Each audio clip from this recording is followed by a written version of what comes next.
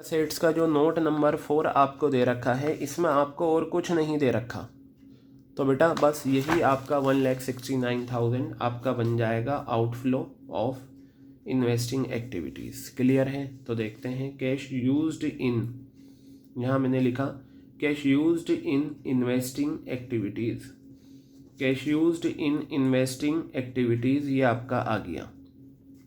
उसके बाद C part लीजिए, cash flow from financing activities, cash flow from financing activities, cash flow from financing activities ये लीजिए, ये आ गया आपका।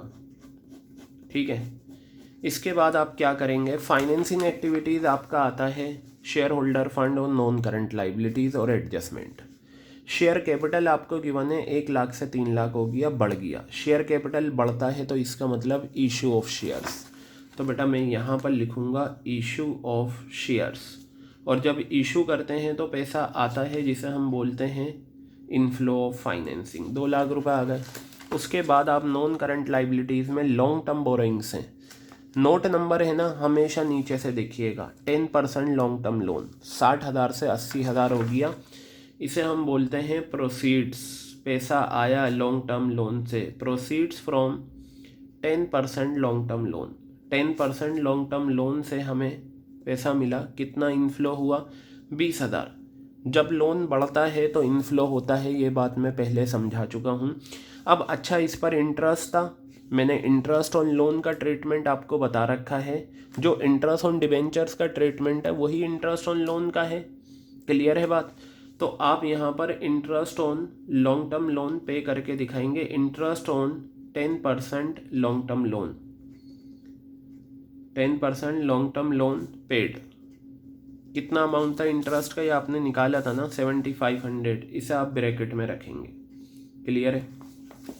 बस अब आपका ये हो गया, आपने सारी चीज़ें दिखा दी, आप इसे को ऐड करके फाइनल आंसर निकाल लें। ये आपका आ जाएगा 2,20,000, 7,500 गए, 2,12,500 पॉजिटिव फिगर है। I will call it cash inflow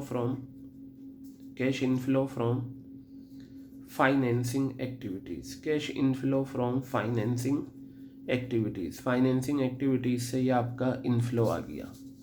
अब बस अब आप करेंगे तीनों चीज़ें ऐड कर दें, ए प्लस बी प्लस सी।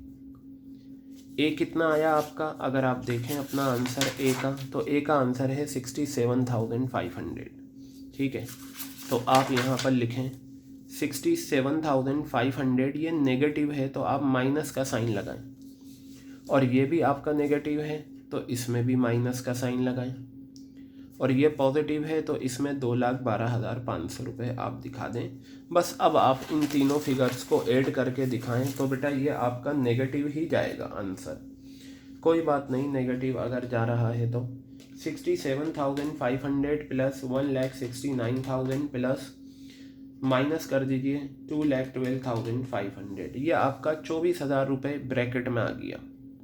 ठीक है, और इसे मैं नाम दूंगा नेट डिक्रीज़, क्या नाम दूंगा इसे, net decrease in cash and cash equivalents, cash and cash equivalents.